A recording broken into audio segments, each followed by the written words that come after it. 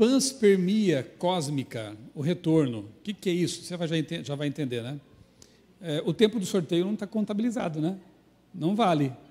Aí, professor Decar, eu dediquei aqui um tempão para o sorteio, mas eles não deram pausa no cronômetro aqui, viu? Ah, então tá bom. Senão não vou sortear mais nada. O TCC, a pós-graduação que eu fiz faz 2 anos aí, eu pensei assim, eu quero, numa faculdade secular, foi na Cândido Mendes, no Rio de Janeiro, mas eu queria fazer um TCC, e aqui vai uma dica também para você. Criacionista sem parecer. Porque também se você chegar lá querendo falar de dilúvio, Arca de Noé, né, criacionismo, pode ser bem complicado de encontrar até um orientador para o trabalho. O que eu me propus fazer? Uma revisão bibliográfica dos últimos artigos dos 10 anos para cá, mais ou menos, que tratam da origem química da vida.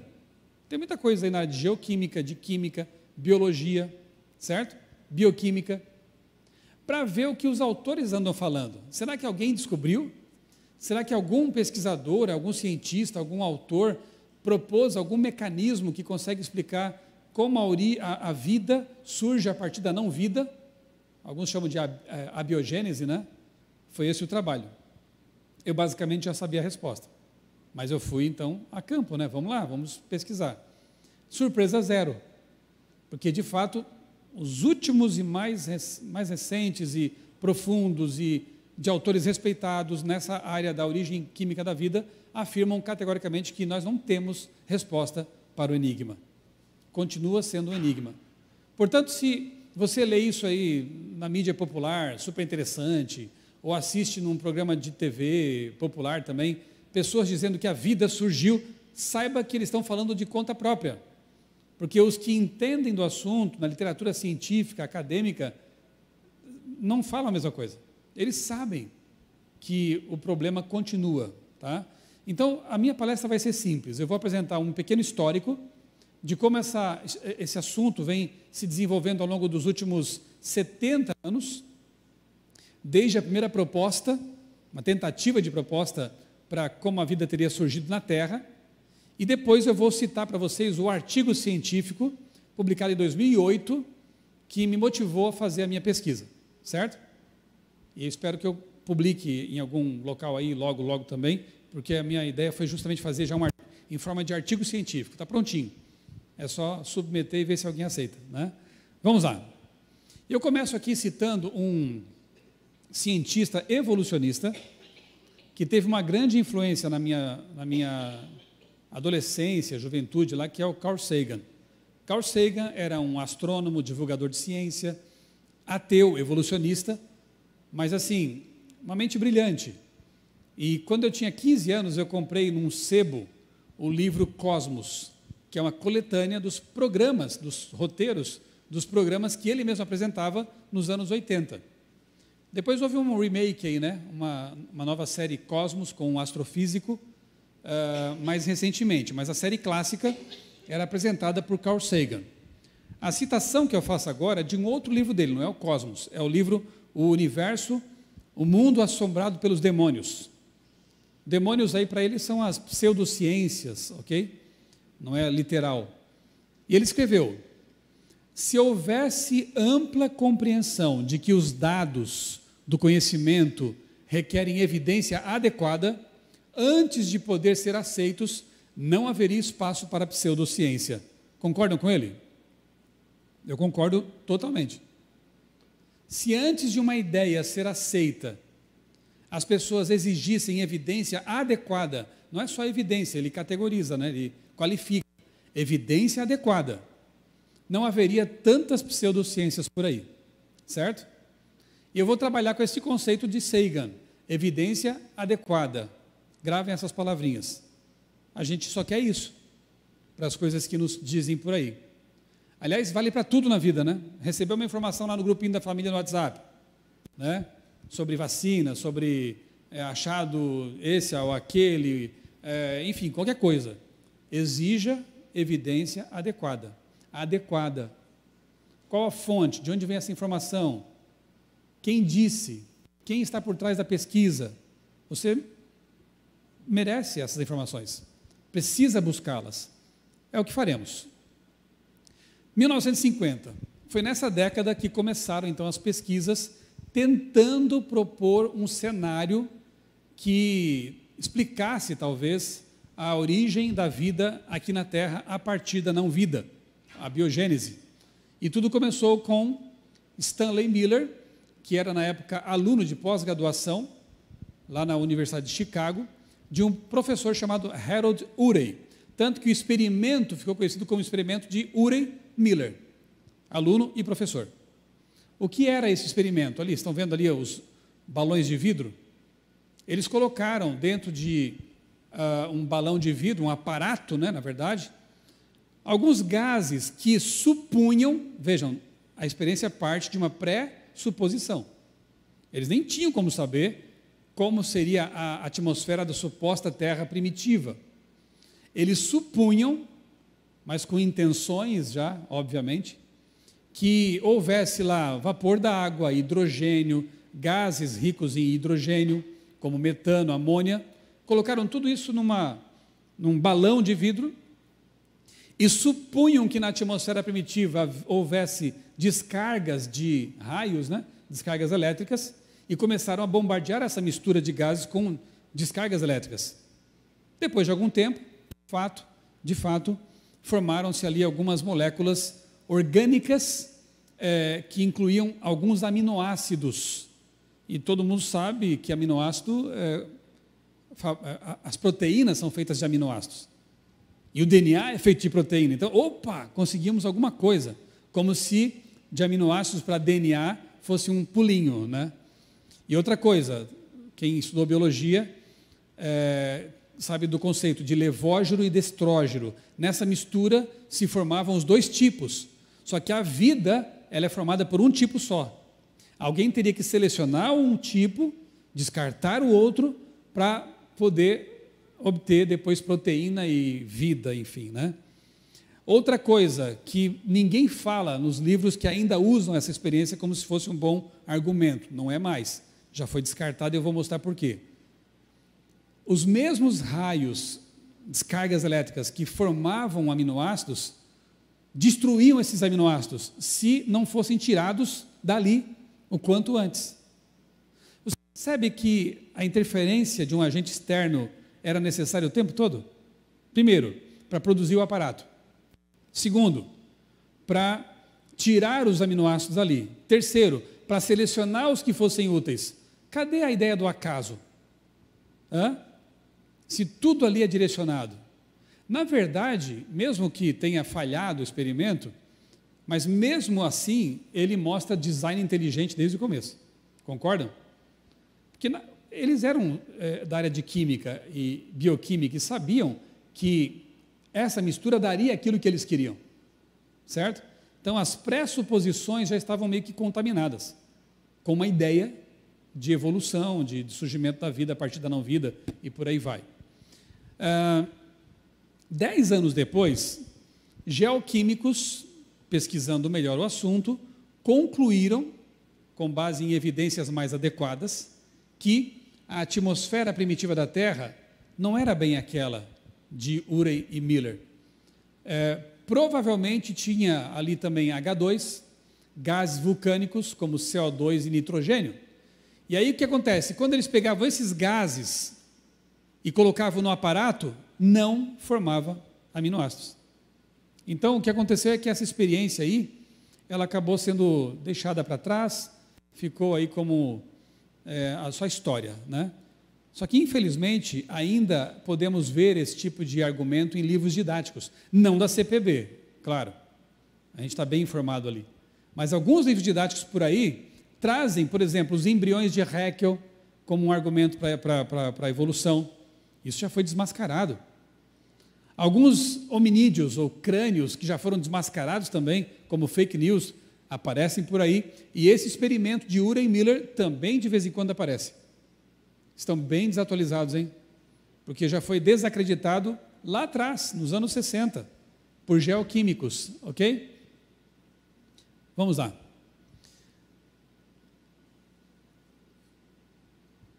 Eu quero citar agora para vocês, aproveitar aqui e fazer um parênteses um pouco extenso, mas acho que vale a pena nessa palestra, uma admissão sincera que o Richard Leakey, importante cientista evolucionista, na introdução de uma das edições do livro Origem das Espécies, de Darwin, ele admite que a teoria da evolução tem, de fato, duas grandes inconsistências, ou falhas, ou são pedras no sapato da teoria da evolução.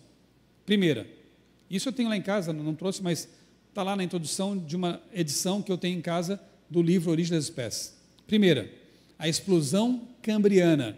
De novo, o problema da origem da vida, a partir da não-vida.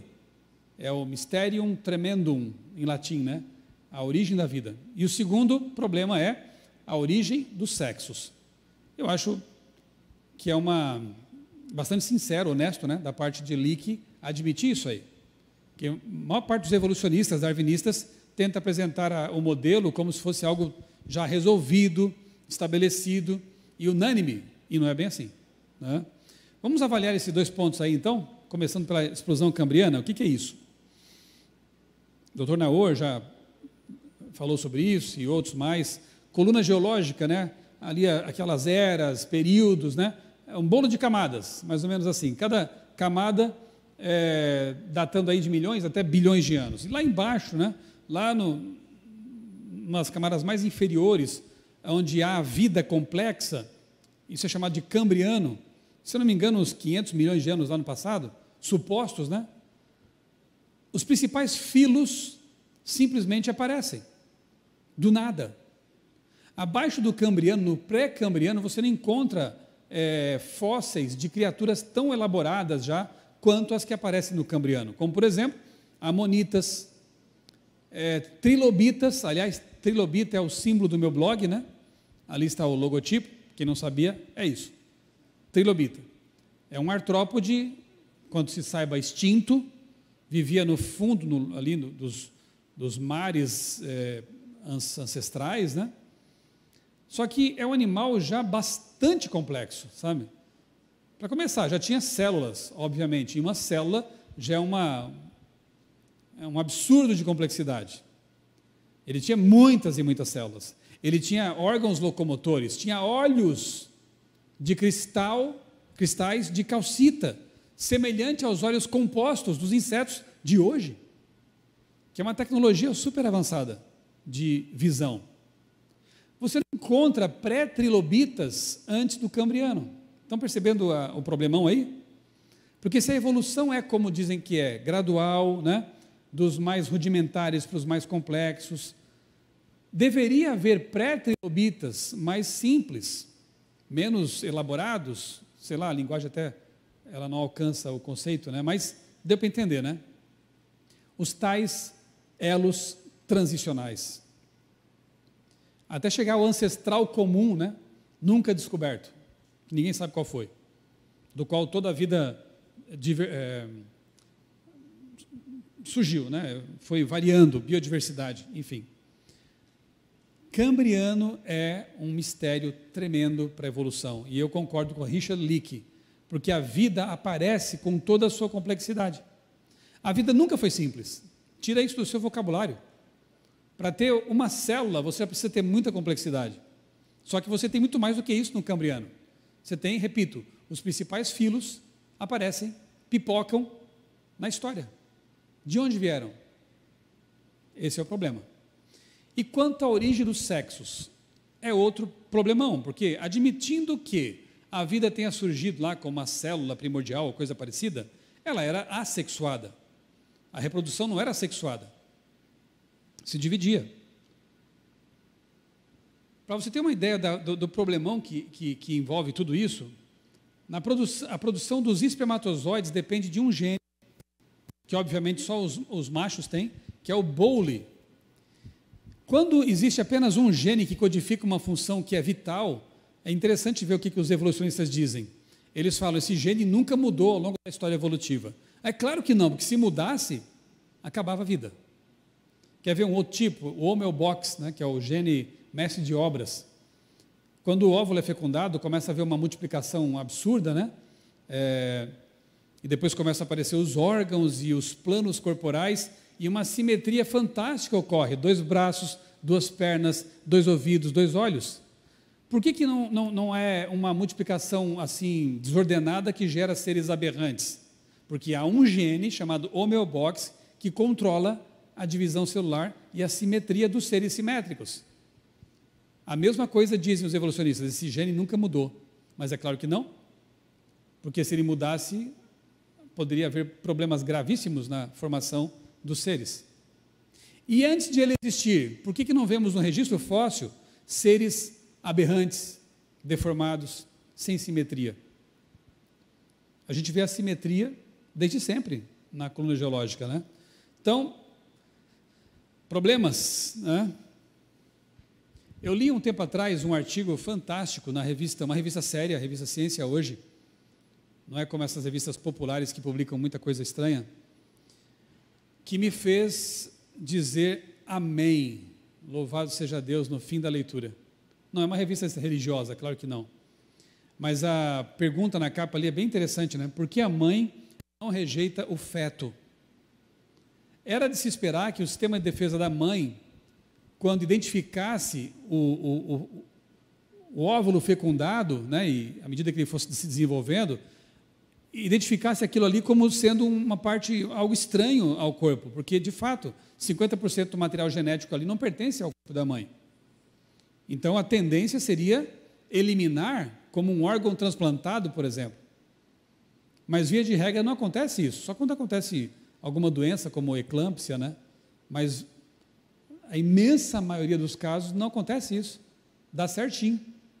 Aí você vai lendo o artigo, eles vão explicando ali, os cientistas, que quando o óvulo fecundado se fixa à parede uterina, a primeira coisa que acontece é ser revestido por um campo de força, uma barreira protetora, chamada placenta, que é um órgão super complexo.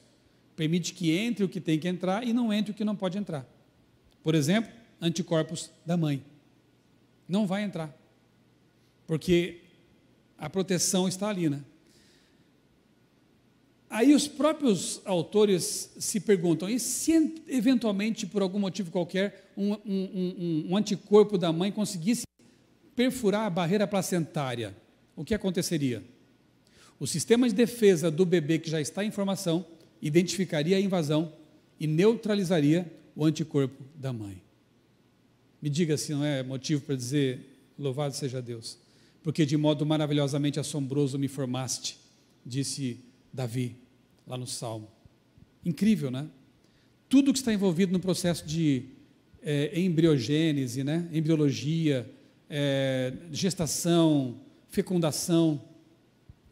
Mas vamos dar assim alguns benefícios de dúvida, né? Para esse pessoal que acredita nesses milagres. Suponhamos que os milagres aconteceram, houve uma fecundação. Tem mais, né? Deixa eu voltar aqui e contar outra coisa, né? Antes de haver fecundação, tem que ter havido o seguinte, né? Eu disse há pouco que o primeiro ser era assexuado. Para que existissem macho e fêmea, foram necessárias mutações casuais, porque assim são, em 2 seres diferentes. Eu estou simplificando ao máximo aqui, né? Mas uma mutação teria dado origem a um sistema reprodutor masculino. E quando eu falo isso, não é só a parte morfológica, né? Tem a parte hormonal, neuronal, neurônios que comandam aquela função, uma série de coisas. Mas tá bom, vamos dar uma chance. Por milagre, surge um sistema reprodutor masculino. E por outro milagre, surge um sistema reprodutor feminino, uma mutação diferente, num ser diferente. Mas acontece que o macho surgiu, sei lá, 400 milhões de anos atrás. E a fêmea, 350 milhões de anos atrás. Adiantaria alguma coisa? Nunca se encontrariam, né? Ok, então vamos supor, dando mais uma chance, de que a mutação dupla aconteceu na mesma época, mesmíssima época, mas o macho surgiu na China pré-histórica e a fêmea no Brasil pré-histórico. Adiantaria alguma coisa? Também não. Então o que tem que ter acontecido é o seguinte, né?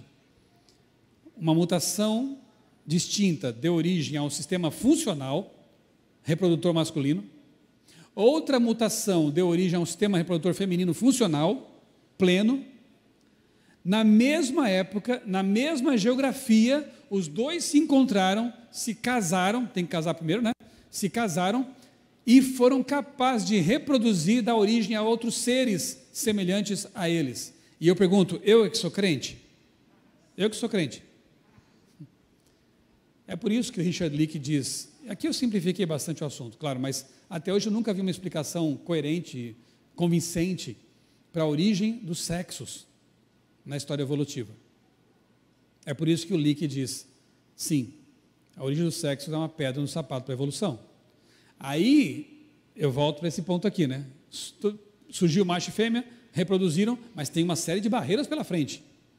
A placenta tinha que estar disponível.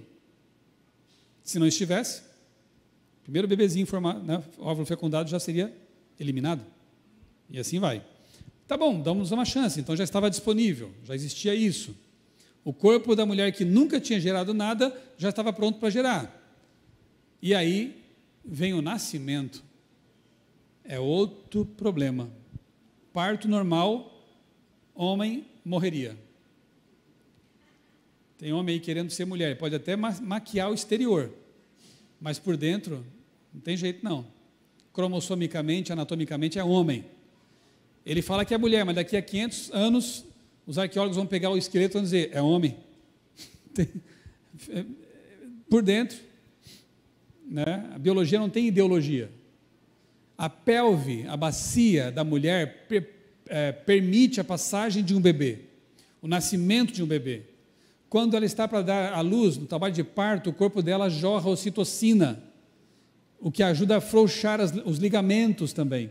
Facilita um pouco mais ainda o nascimento normal. Homem não tem jeito. Teria que ser só por cesariana.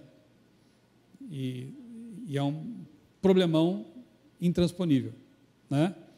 Então, vocês perceberam, é uma sucessão de milagres esse negócio. Por isso que o Leakey diz, não dá. É uma pedra no sapato. E o bebê nasce e já tem o leite prontinho para as suas necessidades. Um alimento que já prepara o sistema digestório dele para depois receber alimento sólido. Um alimento que já tem anticorpos, o colostro. Estava ali disponível, prontinho. Isso é acaso ou design inteligente para você? Vamos falar um pouquinho sobre a célula e o que tem dentro dela? Organelas fantásticas, o ribossomo. Uma organela que fabrica proteínas e enzimas para os seres vivos e faz isso juntando, costurando aminoácidos. Sim, aqueles que eu já falei, né? Aminoácidos. É uma máquina molecular natural. Todos nós temos, graças a Deus, em todas as nossas células. Portanto, são trilhões e trilhões de máquinas moleculares que fabricam proteínas para nós existirmos. Beleza. Vamos comparar? O ribossomo, que já existe há milhares de anos, não é tecnologia de ponta, produz 20 blocos de proteínas por segundo. A máquina molecular artificial criada pelo ser humano, que imita o ribossomo, mais moderna, produz 4 blocos a cada 12 horas. Comparou? 20 blocos por segundo, ribossomo, e a máquina molecular humana, a máquina artificial aí, que simula um ribossomo, 4 blocos só a cada 12 horas. A gente se gaba do que faz, né? Mas, na verdade, a gente só copia e não consegue nem chegar perto do que já está por aí. Se Deus cobrasse de nós royalties, copyright, estaríamos falidos, né? Vamos lá. O que vocês acham das hidrelétricas? São fantásticas ou não? Revelam design inteligente ou não? Claro! É uma invenção tremenda, né? O que basicamente elas fazem, aí estão a Itaipu, né? As tubulações da Itaipu, turbinas aí gigantescas da Itaipu, central de comando, né? O cérebro, computadores. O que basicamente uma hidrelétrica faz é converter uma energia não tão útil, no caso aqui o movimento da água, energia cinética, em uma energia mais útil. Qual? Elétrica. O conceito é esse, resumindo. Transforma um tipo de energia não tão útil numa energia bem mais útil para o nosso uso. Beleza. Vamos falar agora de uma usina de energia microscópica, nanotecnologia, existente também dentro de nossas células, a mitocôndria, que basicamente faz a mesma coisa. Ela pega uma energia não tão útil, no caso gordura e açúcares, e transforma em moléculas de adenosina trifosfato, ou ATP, que é ótima para o nosso corpo funcionar. É do que dependemos para funcionar, para caminhar, para pensar, para existir. Então o conceito é o mesmo. As mitocôndrias transformam energia em uma melhor energia para os seres vivos. Ok? Comparando. A gigante Itaipu possui apenas 20 turbinas. Cada mitocôndria tem milhares de turbinas e cada célula tem milhares de mitocôndrias. Ou seja, quantas mini Itaipus você tem dentro de você, neste momento, funcionando para você existir? Incontáveis. Incontáveis. Repito, nós temos trilhões de células. Mais células do que estrelas na galáxia. Você é um universo, de certa forma. E cada célula tem muitas e muitas mitocôndrias. E cada mitocôndria tem milhares de turbinas. Você tem um número incalculável de turbinas funcionando nesse momento aí dentro de você. Nanotecnologia. O que mais? O interessante é que esse processo de geração de energia, ele acaba gerando também cerca de 50% de, aspas, desperdício. Ou seja, subproduto é calor. No caso das hidrelétricas, infelizmente, boa parte da energia que é transmitida pelos cabos se perde em forma de calor. Vai para o espaço, né? Fica perdido no ar, digamos, né? Aquece e se perde. No caso do corpo humano, nada se perde. Esse 50% que é gerado em forma de calor é exatamente a quantidade suficiente para você manter, o seu corpo manter os 36, 37 graus ideais para as suas funções metabólicas. Viu que perfeito? Nada se perde, tudo é aproveitado. Um sistema perfeito. E o que eu poderia falar sobre este outro órgão aqui? O que vocês acham? Quanta coisa se poderia falar sobre isso? O 1,5 kg de matéria mais complexa do universo, tão complexo que não se entende. Ele, pensando sobre si mesmo, ainda tem muito para aprender. Não consegue se decifrar. O cérebro. Eu vou ler só um pequeno texto aqui de um livro evolucionista, para vocês verem como eles se traem quando o assunto é complexidade. Foi publicado na Publifolha, editora da Folha de São Paulo, Como o Cérebro Funciona. E o texto diz assim, e depois que eu li, minha reação foi, como é que é? Como é que é? O cérebro é o objeto mais complexo que o homem conhece. Concordamos. Dentro dessa massa aparentemente grosseira e disforme, há o maior projeto de design já visto. Como é que é? Se tem projeto, tem que ter um projetista. Se tem design, tem que ter um designer. Como que os caras me dão uma mancada dessa e na mesma frase usam a palavra projeto e design? Estão dando margem para os criacionistas, né? Ao maior projeto de design já visto. Tem aproximadamente 100 bilhões de neurônios. Houve uma recontagem para menos, mas continua sendo bilhões. As células nervosas, né, do cérebro. Cada um desses neurônios pode fazer entre 1.000 e várias centenas de milhares de sinapses, de pontes. Então você chega a um número absurdo de sinapses dentro do cérebro. E ali explica o que é uma sinapse, né? Uma junção entre dois neurônios. Logo, o seu cérebro é capaz de produzir cerca de 1.000 trilhões de conexões. Incrível e insuperável. Por isso que eles falam, é projeto de design, não tem como falar de outro jeito, né? Eles se traem quando escrevem. Se fosse impresso como listas telefônicas, o genoma humano formaria uma pilha de cerca de 170 metros de altura. Ali, enovelado, um glóbulo fractal, dentro do núcleo das células, você tem um filamento ali de 2 metros mais ou menos, né? Se fosse desenovelado. Isso é muito comprido, sabia? Você tem trilhões de células, e cada um desses filamentos esticados dariam 2 metros, emenda um no outro, daria para ir quantas vezes até Saturno e voltar, né? Você é muito comprido, só está todo compactado aí, né?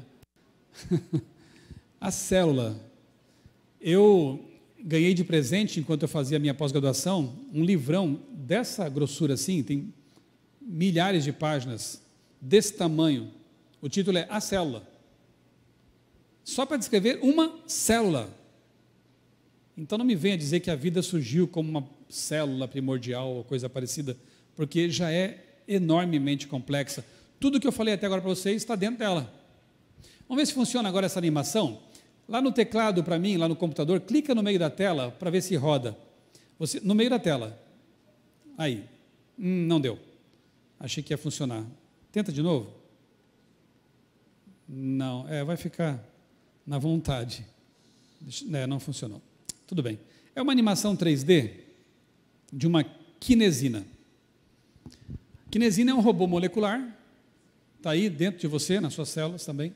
Aqui no caso ela está sobre um microtúbulo, e ela literalmente caminha, tem patinha assim, ó, ela vai caminhando e levando nas costas uma vesícula. São robozinhos moleculares que alocam, né, certas coisas dentro das células. Tem milhares delas em cada célula, portanto você também tem trilhões e trilhões de nanorobôs aí, neste momento, funcionando dentro de você. Quando eu falo em nanorobô ou nanotecnologia, você pensa em acaso? Ou pensa em projeto? Né? Muito estranho pensar em casualidade vendo coisas assim tão absurdamente complexas, né? E agora, só para a gente fechar a questão, esse foi o artigo que me inspirou, que inspirou o meu TCC. Na revista Progress in Biophysics and Molecular Biology, os autores são bastante reconhecidos no meio aí da biologia molecular, e o título do artigo é Explosão Cambriana, causa terrestre ou cósmica? O velho tema da explosão cambriana, que para Richard Leakey era um enigma para a evolução. Em 2008, e agora ainda continua, é tema de estudo, porque ninguém resolveu o problema até agora. Entre tudo que eu li sobre isso, nesta matéria, eu encontrei um parágrafo de ouro que diz o seguinte: então saiba que cientistas renomados da área que estuda o assunto atualmente pensam o seguinte: todos os experimentos de laboratório que tentaram simular a origem da vida desde 1950 com Urey Miller até agora levaram a fracassos deprimentes. Parece então razoável irmos ao maior local disponível com relação ao espaço e tempo. Não é uma boa admissão? Fique sabendo disso, tá? Se você ouvir pessoas não especializadas, em mídias não especializadas, dizendo o contrário, estão mal informados. Porque quem entende o assunto está dizendo o seguinte: olha, desde 1950 até agora não temos nenhum modelo para explicar a origem da vida. Tudo o que foi feito, todos os testes, experimentos, tentando simular a suposta origem da vida, deram em fracassos deprimentes. Então qual é a única alternativa que lhes resta? Jogar a batata quente para fora. Não conseguimos lidar com o assunto aqui, então, onde surgiu a vida? Como foi? Foi no espaço. Veio do espaço. Tá, mas como é que você sabe? Não sei. Aqui entra uma coisa que em filosofia a gente chama de tautologia, argumento circular. Quer um exemplo? A casa é vermelha. Por quê? Porque é vermelha. Explicou alguma coisa? Não. Aplicado à vida. A vida surgiu. Por quê? Porque estamos aqui. Não explicou nada, né? Então a questão aqui é a mesma, né? Jogou para o espaço. Mas como é que surgiu? Não sei. Mas por que você acha que surgiu? Estamos aqui. Então ela veio de algum lugar. E por que não surgiu aqui? Porque aqui não dá tempo. Não daria tempo, aqui não tem condições. Aqui já ficou demonstrado que não existe um cenário que explique o assunto. Então como é que funciona esse negócio de panspermia cósmica? Panspermia, quer dizer, a sementeira, né? O semear a vida. Em algum local do universo vasto, eu vou brincar de novo aqui, simplificando ao máximo a ideia, né? Mas é basicamente isso. Em algum lugar desse vasto universo surgiu uma bactéria. Percebam que os mesmos problemas para explicar isso aqui continuam valendo para lá. Surgiu como? Né? Mas milagres evolucionistas acontecem. Aí surge esse ser vivo. Ele embarca numa rocha espacial, num asteroide. Ou surgiu no asteroide, sei lá. E começa a viajar pelo universo. Detalhe, sobrevive a temperatura zero, né? Absoluto ali. Se existem anaeróbicos, né? Mas sei lá, ali não tem ar, vácuo, também sobreviveu a isso. Radiações letais que vêm das estrelas. Os astronautas, quando vão para o espaço, têm que usar toda uma roupa especial, a nave tem que ser devidamente protegida para justamente minimizar os efeitos da radiação cósmica, que vem do Sol, no nosso caso aqui mais perto ao Sol. Ela sobreviveu às radiações letais no espaço. De repente se deparou com um planeta convidativo, água em estado líquido, tem um campo magnético protetor, legal, é aqui que eu vou morar. E aí começa a entrar na atmosfera terrestre. O que acontece quando rochas espaciais entram na atmosfera? Estrelas cadentes. Começa a queimar, o atrito com o ar, né? A atmosfera começa a queimar a temperaturas altíssimas. As naves, os ônibus espaciais, por exemplo, quando para pousar, para vir de volta para a Terra, eles contavam com proteção de cerâmica refratária, ali nos bordos de ataque, na asa, na cauda lá, né? Tanto que teve uma dessas, acho que foi a Challenger, que explodiu na entrada porque uma daquelas cerâmicas soltou. E aí superaqueceu e explodiu. Então, tem toda uma proteção para não pegar fogo mesmo, né? Porque a temperatura é muito alta. A maioria das rochas espaciais, elas se desintegram na atmosfera. Quando são grandes o bastante, ou de um metal bastante resistente, chegam até o solo e são os meteoritos, ok? Essa bactéria que já tinha sobrevivido ao vácuo, ao frio, às radiações cósmicas, sobrevive à entrada na atmosfera. Milhares de graus. E mais, quando chega no chão, o impacto, que geralmente vaporiza tudo ali, vitrifica o solo, de tão quente e forte que é o impacto, deixa só uma cratera ali, um astroblema no local. Ela sobreviveu a tudo isso, gente. Que bactéria só pode ter sido essa? Bactéria de Krypton, né? E isso quer dizer que vocês são todos kryptonianos, porque descendem dessa bactéria espacial. E aí, quem é crente? Quem é mais crente? A minha concepção, no meu modelo, na minha cosmovisão, um ser infinito, todo-poderoso, doador da vida, criou neste planeta a vida perfeita, pelo poder de sua palavra. A outra versão possível qual é? Esta aí. Fica à vontade. Para mim ela é muito, muito mais incrível. Increíble, para usar aí a linguagem do nosso amigo Quispe. Não dá. Mas enfim, a doutora Ariel Roth define da seguinte forma a vida. Para você parar de pensar que a vida é uma coisa simples. Vida, como diz o amigo Marcos Eberlin, é coisa de profissional. A vida é definida como incluindo células, crescimento, metabolismo, reprodução. É preciso haver muitas peças complicadas para fazer tudo isso. Além disso, a vida não é apenas um amontoado de produtos químicos em um saco. Estes logo chegariam ao equilíbrio químico e seriam essencialmente inativos em comparação com as rápidas e controladas mudanças químicas, metabólicas e as vias bioquímicas dos seres vivos. No equilíbrio químico você está morto. Para haver vida é preciso que haja muitas atividades, incluindo vias bioquímicas estabelecidas e em funcionamento. Não é tão simples assim, gente. Outra definição de Harold Morovitz, lá um livro dele foi publicado pela Londres Academic Press. Não é criacionista. O bioquímico evolucionista Harold Morovitz calculou que a chance de um menor organismo, o micoplasma, surgir é de apenas 1 entre 10 elevado a 5 mil milhão bilhão. 10 elevado a 5 bilhões. Ou seja, é uma chance em 1 seguido de 5 bilhões de zero.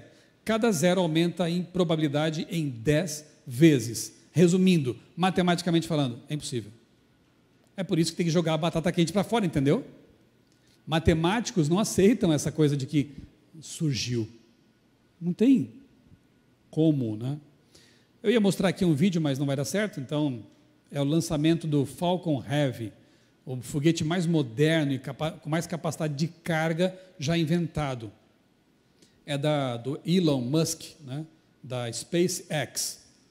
Levou um carro para o espaço, um Tesla. Ele é bom de marketing, né?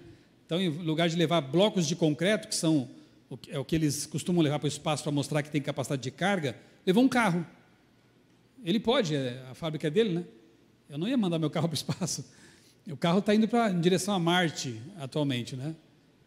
Dentro do carro, que a mídia não destacou, mas é uma coisa interessante, o Musk mandou colocar uma plaquinha com essa inscrição aqui em inglês. Estão lendo ali? Made on Earth by Humans. Feito na Terra por humanos. Ei, qual foi a intenção do Musk em colocar essa plaquinha lá dentro? O que você acha? Hã? O cara acredita em ET, né? Só pode. E acredita que o ET sabe ler inglês também, né? Brincadeira. Mas eu acho que nem precisava colocar uma placa dessa dentro do carro. Porque, se você pensar bem, é só olhar para o carro com todos os seus sistemas integrados, né? Máquinas, e o carro não chega nem perto das maravilhas que um corpo humano possui. Sistemas de complexidade irredutível, órgãos, informação. Então precisa colocar na testa aqui, ó, eu fui feito por Deus? Precisa? É só você olhar no espelho. Está ali em cada centímetro quadrado do seu corpo a informação. Ok? Eu fiquei assim, achei muito interessante, curioso, né, que ano passado, acho que foi ano passado, deixa eu ver se eu tenho a data aqui, acho que foi no fim do ano passado, que o ex-presidente do Departamento de Astronomia de Harvard, o Avi Loeb, soltou uma bomba na mídia. O ex-presidente do Departamento de Astronomia de Harvard disse que o nosso universo foi criado talvez num laboratório. Oh, que interessante, né? Que novidade. E diz assim o texto, né, que uma possibilidade pouco explorada é que o nosso universo foi criado no laboratório de uma civilização tecnologicamente avançada. Gente, só falta dizer o seguinte, foi Deus, pronto, acabou. Mas não querem admitir o óbvio, então eles começam a dizer o seguinte, ó, o universo é complexo, a vida é muito complexa, tudo indica que houve um design, mas não aceito esse Deus da Bíblia. Então foram os ETs super avançados que criaram o nosso universo num laboratório. Estão chegando perto, mas só falta abrir a porta porque Deus está forçando, né? Deus está pondo o pé ali. E não, aqui não entra. Aqui não, por quê? Porque a gente não quer se comprometer com esse Deus aí não. Mas Deus está dizendo, abre a porta. Mas para fugir, chegam ao ponto de dizer que foram ETs, uma raça super avançada. Eu termino de novo com Carl Sagan.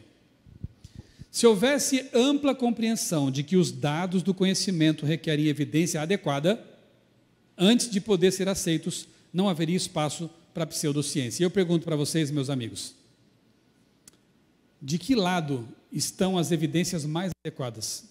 O que você acha? A essas alturas, depois de ouvir tantas palestras, do lado do criacionismo, design inteligente, ou do lado do darwinismo, cego, aleatório, e que pressupõe a não existência de um criador inteligente? Você que decide. Pese as evidências e tome a sua decisão. Eu já tomei a minha faz 30 anos e fico nela. Tá bom? Aí para refletir, Romanos 1, 19 e 20, já lemos de manhã. Paulo já sabia de tudo isso, no comecinho lá da era cristã. Alguns hoje teimam em resistir à ideia, mas cedo ou tarde todo mundo vai ser confrontado com essa realidade. Evidência adequada, exija sempre isso, tá bom? Um abraço.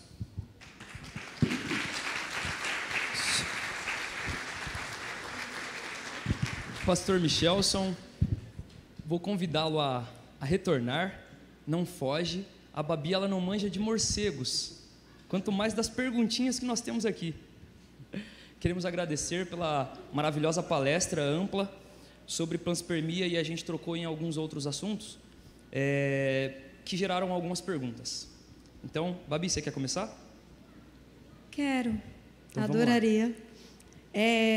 Pastor, das espécies originais dos dinossauros que não sofreram a amalgamação, alguma espécie foi preservada na arca ou todos morreram no dilúvio?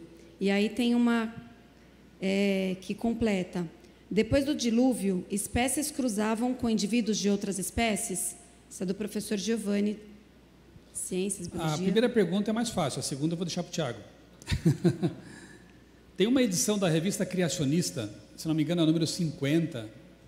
Boa notícia é que todas as revistas criacionistas estão sendo preparadas na forma de um compêndio. Vai ser a obra que vai marcar o aniversário dos 50 anos da SCB.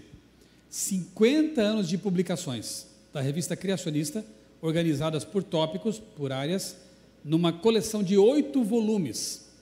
Toda escola vai ter que ter esse material, porque é fantástico.